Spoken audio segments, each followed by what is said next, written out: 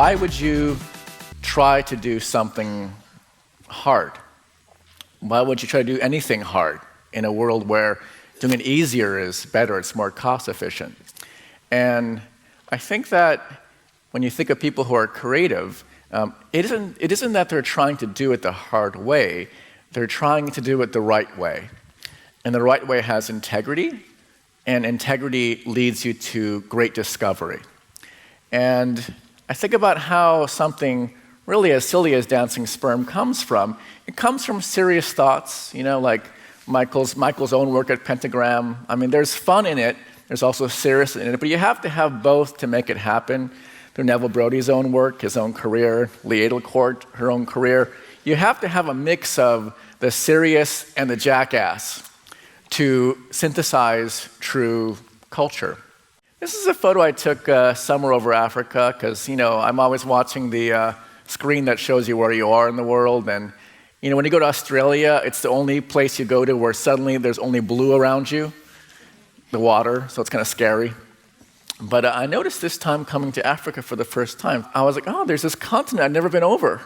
I'm going over this continent. And I was looking at the sky, and the sky looks the same anywhere else, actually. When you're up there, you can't tell what's down there.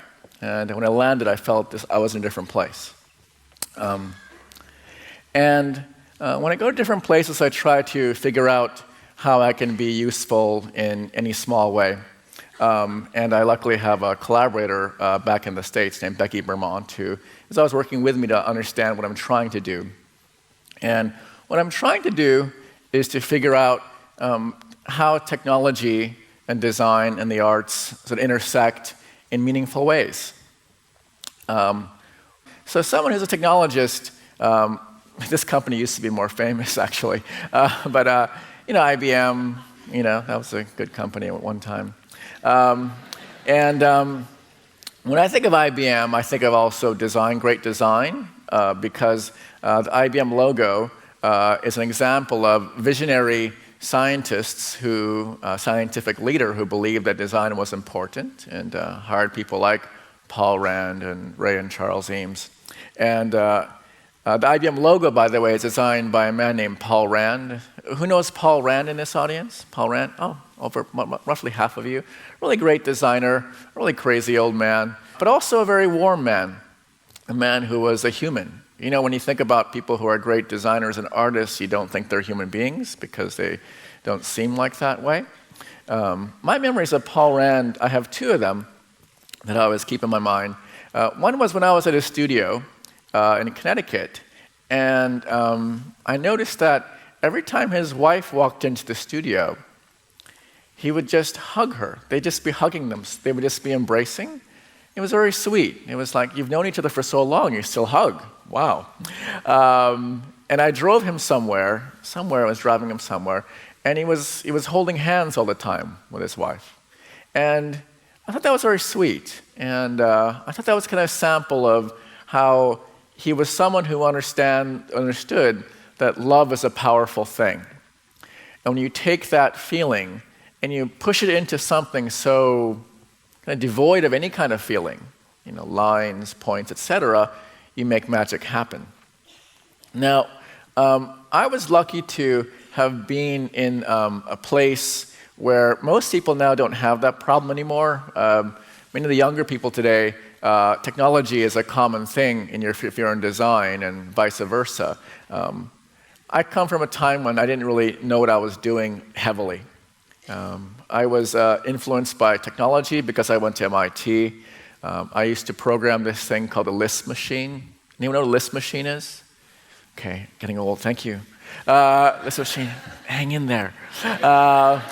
Lisp machine was the Ferrari of workstations in the 80s. A very special computer that could only function in a language called Lisp. And I always thought it interesting how I would always go between two books, that Lisp machine manual and also the book by Muriel Cooper on the Bauhaus. Everyone know this book, the Bauhaus book? It's a great book. It's kind of expensive now, but it's a beautiful book. And these books I thought were funny because they both have like bold Helvetica, but they're from two different worlds. And a lot of my interest was how to combine the two together and to find some way forward. And I went to MIT, I went to art school, went back to MIT to be a professor. And in 1996, I invited Paul Rand to give a talk at the Media Lab. And it was his last talk, his last public talk. And I remember him saying this thing. I waited 82 years to come here. Georgie Kepish is an MIT person, Muriel Cooper also. I don't know why this guy's invited me, but I'll try to do my best, he said. And it was funny because when I suggested inviting him, I was a junior assistant professor, new professor, and I'd asked Nicholas Negroponte, who was a director of Media Lab. I said, Nicholas, let's invite Paul Rand. And he said, oh, isn't he dead? I said, no, he's alive. And I went to see him. No one's going to come and see this guy. And I said, no, people going to see this guy. He's going to be good. No one's going to come. And so I asked Paul to come, and he says, okay, but I'm going to talk at 10 a.m. And so I went back to Nicholas, and he said, 10 a.m.? No one's going to come to the talk. Tell him 4 p.m. Tell him 4 p.m. So I, call up Paul and say, you got to talk at 4 p.m., says Professor Negroponte. And Paul says, I'm talking at 10 a.m. because if people don't want to hear me at 10 a.m., I don't want to talk to them anyways. So showed up at 10 a.m., and the auditorium was crowded more than any other talk we'd ever had in the history of the Media Lab. I thought that was significant. The fire marshals had problems with the people there. There were so many people there, and it's a wonderful thing. And he just talked about design. I was interviewing him about what is design, and he had always had these great definitions of design. He had so many versions of them. Design is a method of putting form and content together. Design, just as art, has multiple definitions. There is no single definition. Design can be art. Design can be aesthetics. Design is so simple. That's why it's so complicated. And of course, I asked him the question, well, what is the difference in good and bad design? He said a bad design is irrelevant. It is superficial, pretentious, basically like all the stuff you see out there today. Like that. That's a good one. So that happened, and in 1997 he passed away, and I got kind of sad because I had discovered design through one of his books. I was an MIT undergraduate. I found his book in the library, and that's how I switched to design. And then he died after I'd come back to MIT, and it was a very strange moment where my two worlds came together and kind of disappeared. And so I began to try to rethink things. This was in the late 90s. Computers were taking off. This thing called the World Wide Web was happening. Things that I was making for the computer that no one ever really wanted or needed became wanted and needed. And that work ended up in MoMA's collection. And so I was able to either make more or stop making more, so I stopped making more. I focused on education because I had a few good teachers in Japan who had told me that I would never know if I was any good or not if I couldn't make the students that would one day come and destroy me. And I succeeded at doing that. In the late 1990s, I had a great group of students who went on to make work much better than I ever could have made. And so I got interested at the very end at what is computer coding. And I wrote this piece in 1999 because programming is very non-obvious to anybody. And I made this system to show you how programming works. It's called Design by Numbers. It works on a 100 by 100 grid. You can only program in black and white. And here I'm setting a variable b, making it 20. I'm moving a line up and down. I'm adding a loop to it, and a loop is what is the secret sauce that makes all computation work. Once you add a loop, you can draw 10 lines. You can draw 10 lines in any shade of gray. With the same effort, you can draw 100 lines.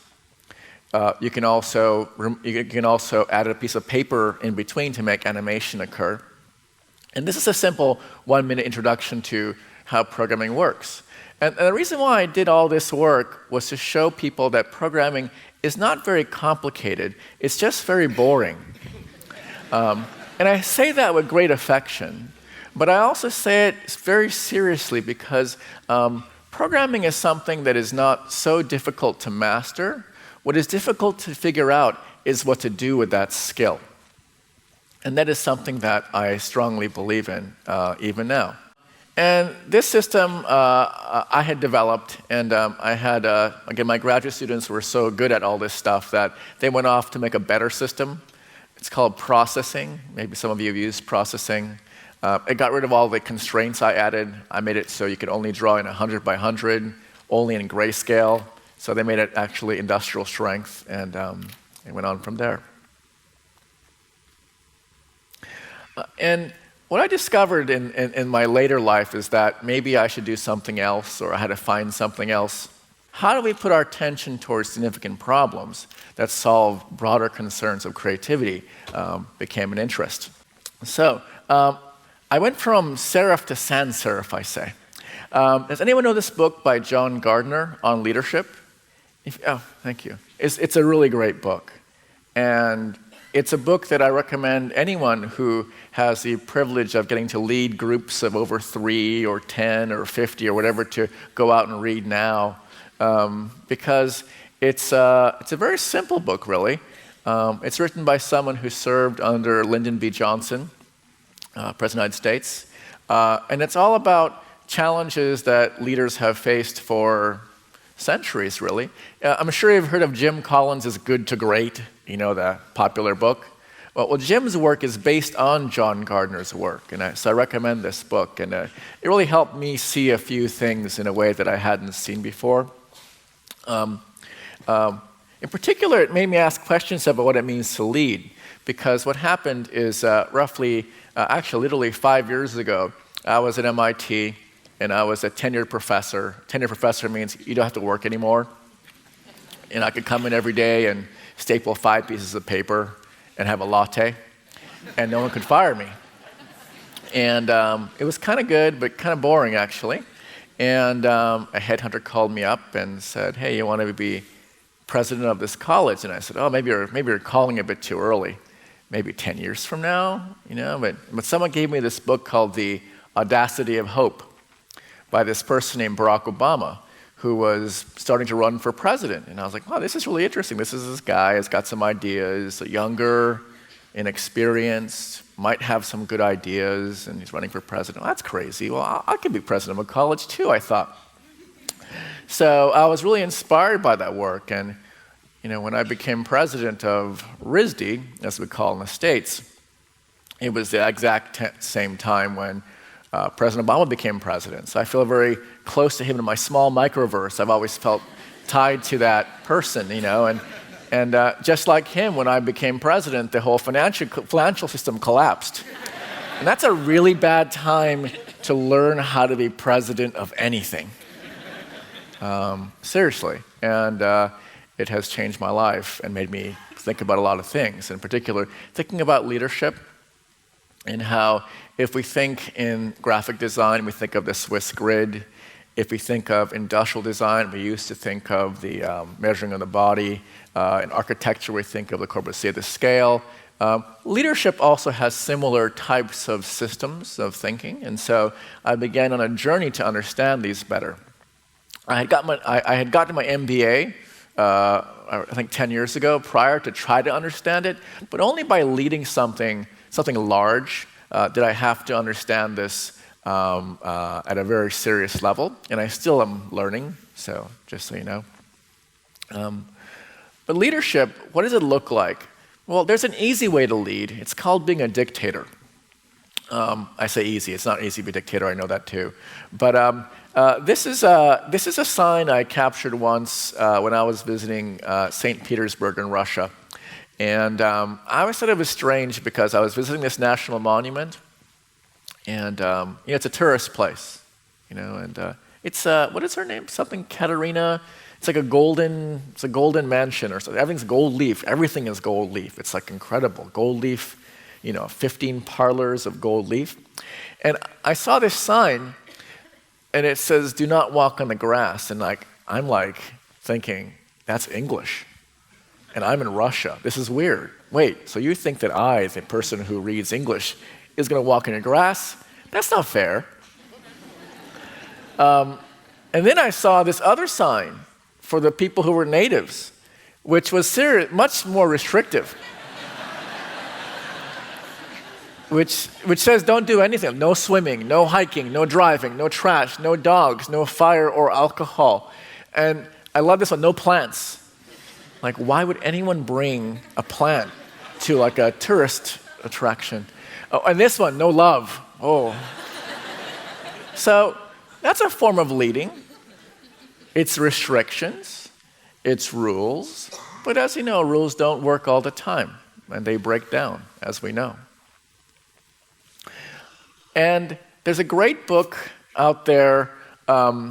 It's called Orbiting the Giant Hairball. And this book is by a man who was at Hallmark. And it was basically it was a management book for people who are creative. And that's been kind of my curiosity. How do creative people learn how to lead has been my kind of Sex in the City question. How does that, she types in the thing, Carrie, whatever. How do creative people lead? How's that possible? Because creative people are usually kind of flaky, they say. How does someone lead as a creative person? And so Gordon MacKenzie wrote this great book in early 2000s. He passed away in the early 2000s. But he has a great metaphor called the difference between the pyramid and the plum tree. And the pyramid, he says, looks like this, and this is what most organizations look like. The pyramid has people at the bottom and has a leader at the top. The leader at the top, the CEO, myself, the man, is saying, on a clear day, we can see forever, because we're at the top. And then people like at the middle are saying, I can't see, move over, I got to get up there, kind of thing. And the people at the very bottom are saying, boy, I wish I was up there, what's it, I'm going to get there someday, kind of thing. And this is the classical hierarchical organization. And Gordon asked the question, well, what happened if you turned the pyramid upside down? What would it become? It would become a plum tree. And the plum tree is different, he says. The plum tree, you have top management is the trunk, isn't that the top? Top management brings in the resources into the tree.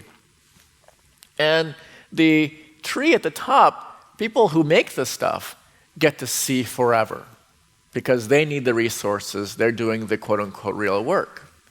And the roots are just resources coming into the corporation. And this was a very simple, almost simplistic idea that he had, but it's one that I believe guides a lot of how I think about leadership today.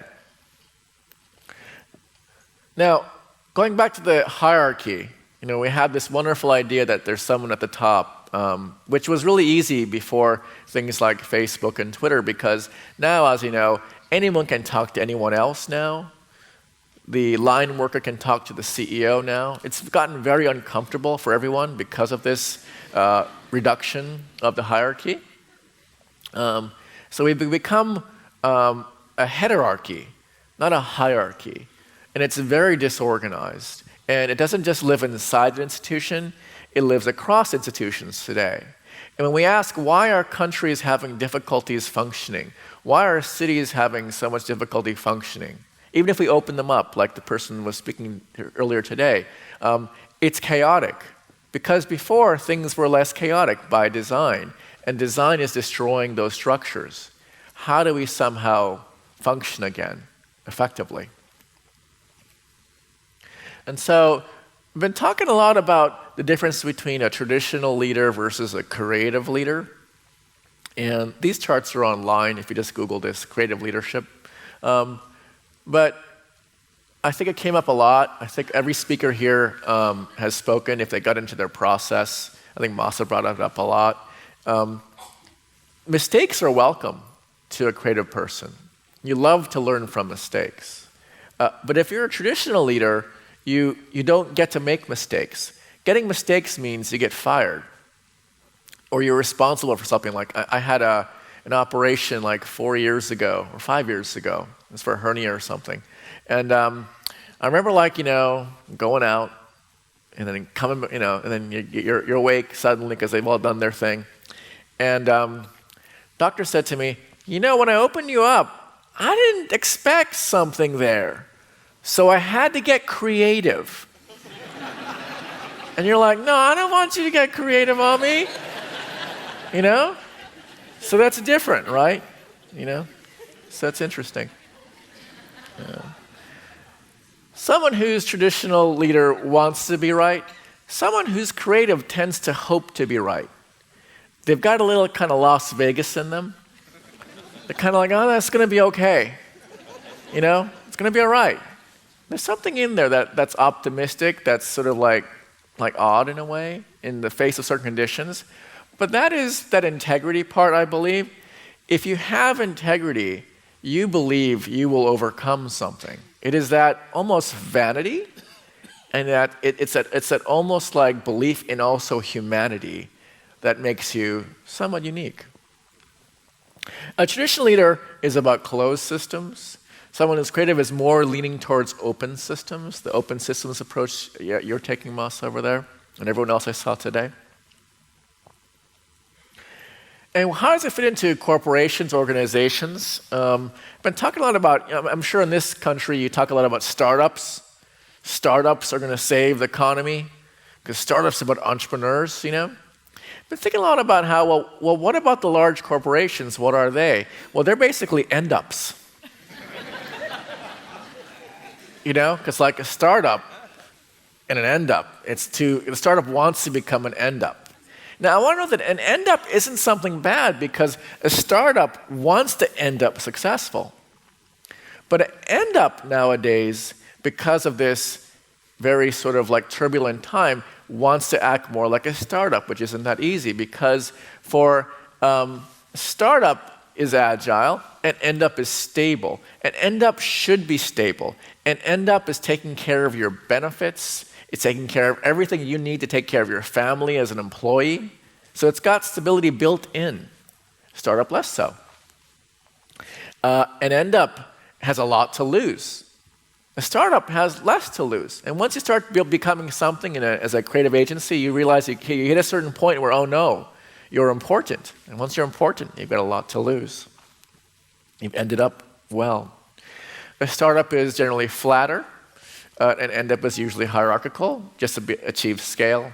And again, neither is better than the other, I believe. It's a question of what mode do you have to take based upon what business condition. And it is always changing. And it is always different depending upon what part of your organization and how it's managing that at the time.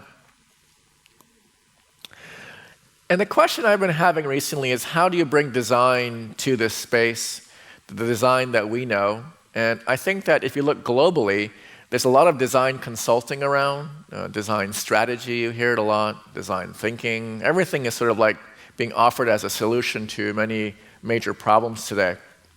And I've been struck by the difficulty of that is because people think design looks like this, because it is what design looks like. Design looks something like this. It's that basic idea that you have a point, you extend it in space, it becomes a line, it becomes texture, it becomes something you can experience visually. And this is the key fact of art and design. It is that the reason why you have so much ability to take creative leaps is because the risks are so low. I'm serious about this. Reflect on it for a moment. You're trying to make something, an image. You can make 1 million of them. It is possible to do so, but the risks in terms of your health and safety are very low. I mean, I'm sure there's the artistic integrity all built in, but they're low. And because of that, art and design tend to be marginalized. Oh, you drew a picture. Great. I can draw one too, My kid draws them too. So great. You drew 5 of them. Wow. They're in color. This is a fundamental challenge because this is how it is known.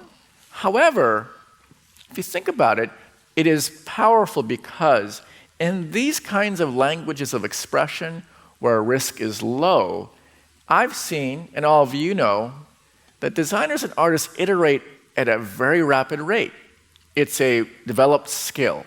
And this ability to iterate, this ability to be agile is becoming extremely important. And it is this kind of skill I have been arguing for in the last 4 years, in particular as my role as president of RISD, in two places. One is in Silicon Valley in the United States. The fact that many technology startups today need design isn't just a kind of a nice-to-have thing, it's a need-to-have thing. So now I see in Silicon Valley a giant desire for designers, not just to make pretty pictures, but to rethink how their businesses should evolve.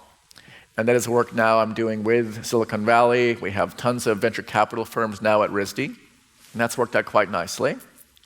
And the other space is in Washington, D.C., in the capital of the United States, in particular to bring our Congress, around the importance of art and design. Because art and design improves the economy, it changes a country's outlook and outcome. And February 14th, just a few weeks ago, I was in Washington, D.C., where we launched the bipartisan Congressional STEAM Caucus. STEM, science, technology, engineering, and mathematics. Add art to it to become STEAM. And so now we have 11 states in the United States on board with pushing art education into innovation, which has just started, and it seems to be growing. So this skill that we learn, we teach, we endear, is now being put into service nationally and strategically in the United States, and it's just started. And I'm very excited about that because we fight a certain challenge. And the challenge I would call as the design thinking paradox. Who knows what design thinking is? I'm not sure. I don't know. I looked it up online. And design thinking is a very vague term. It is defined in many ways. There's a Wikipedia version.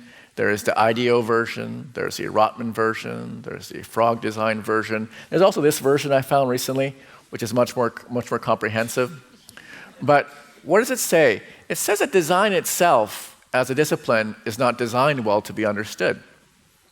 And part of the challenge is to get to the basic communication of what design does. And so I was delighted to enjoy this example, which I think says to everyone who doesn't know design, oh, design's important. And this example comes from the famous British nurse Florence Nightingale, who only I remember from a storybook as helping out those soldiers. It turns out that Florence Nightingale was probably the first data scientist. Did you know that? It's kind of important. I wish they told me.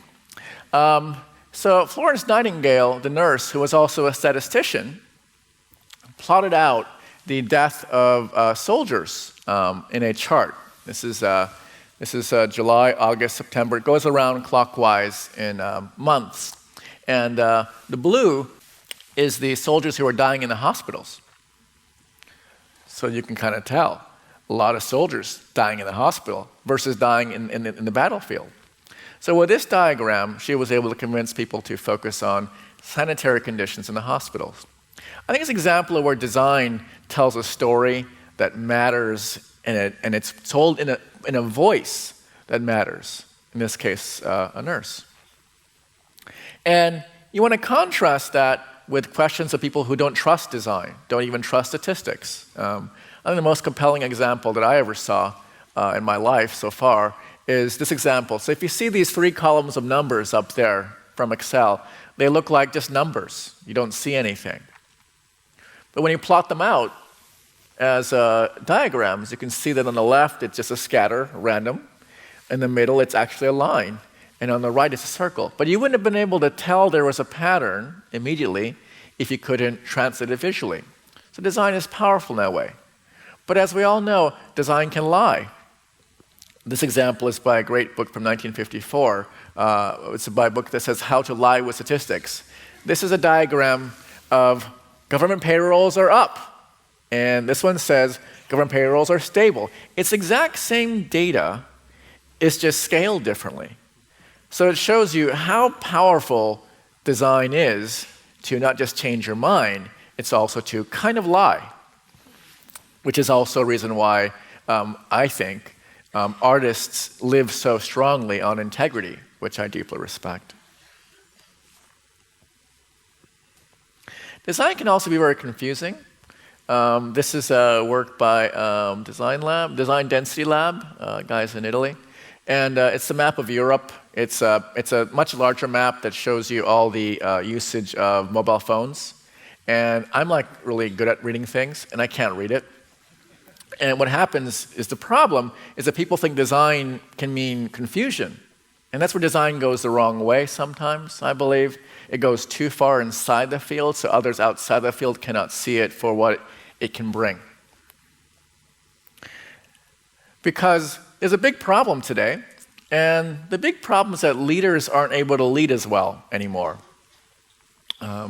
So in the old days, you had this hierarchy, and it was very simple, and you might use different modes of communication to establish your leadership domain. You might speak to people. You might meet with them. You might talk with them. You might walk with them. You might drink with them. And you might email with them. Email was sort of coming along as a way to communicate inside corporations. But today, leaders have to do a lot more. I think that all of you here are fully global people. You're always on these things. We're always on these things, and we'll have this thing, etc. And we have to connect not to just those in the room or in our building, but to other buildings in other cities and countries, and we have to do it 24/7. And that's a whole different contract for leaders. It wasn't possible before; it's possible now. And our world hasn't moved fast enough to understand how we can work well in that regime.